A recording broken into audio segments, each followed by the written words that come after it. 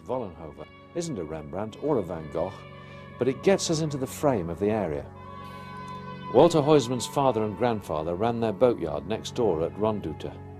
When Walter took over the yard, the local fisheries had been shut down by the closing of the Zuiderzee, so he and the three hands kept things going with small, typical Dutch yachts.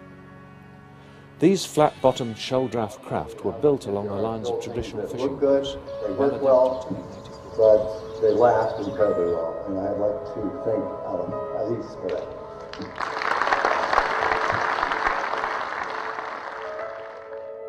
I would like to thank Jim Clark. Jim, you made it all possible. You did it. You came back for the second boat, and you trusted us. You trusted Inspiration came from the traditional look of the 300-ton schooner Borkum Reef 4. When she was still under construction as Huisman's biggest yacht, she grabbed the attention of Hyperion's owner and inspired the whole Athena project. The first cuts into aluminium for Athena's floors and frames is the direct consequence of Walter's vision of adapting aluminium to yachting in the way it was used for building aircraft.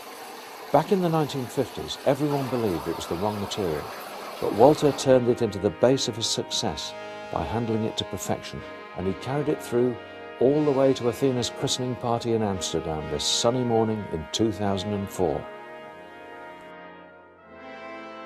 Later on, the yacht is breathtaking for the guests as they arrive. For some, it's not only because of her size. Something is shining through that's beyond sheer scale. It's hard to grasp. As kids, many of us have wondered how anyone can build a Rolls-Royce by hand. So, how many Rolls-Royces could be encompassed? One factor shines through it all as the basic issue.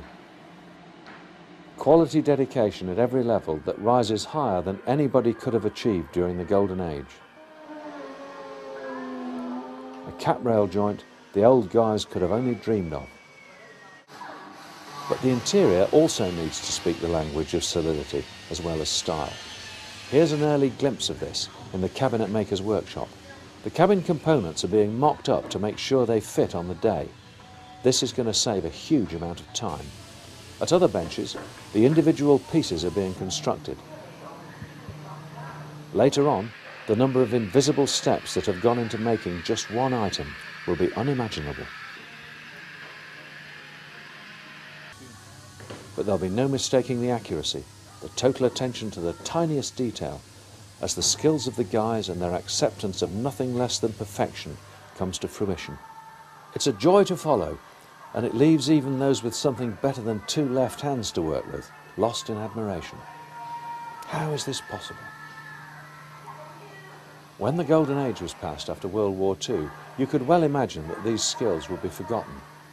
The William Fife workforce, for example, was legendary, and it's interesting to listen to Duncan Walker of Fairley Restorations, a yard specialising in restoring such great Fife yachts as their most recent project, Mariquita.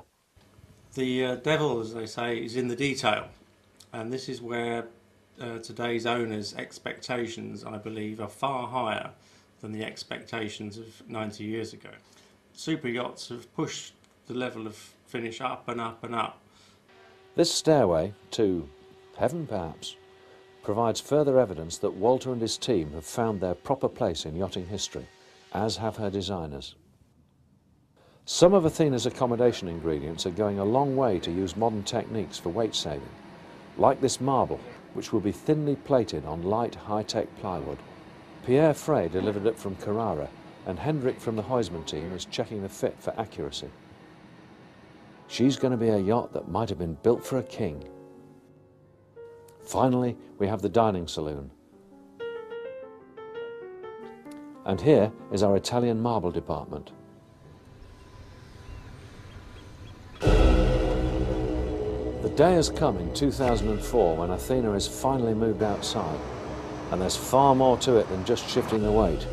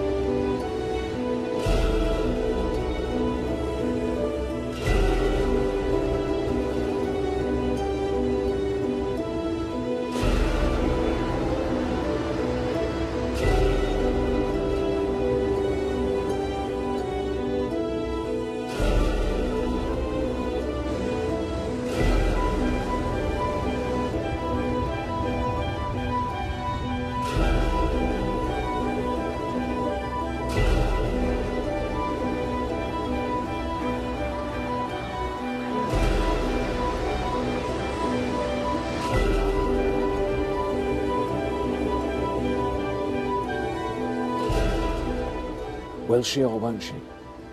It's literally millimetres, but there's no mistake, and Athena squeaks out into the air.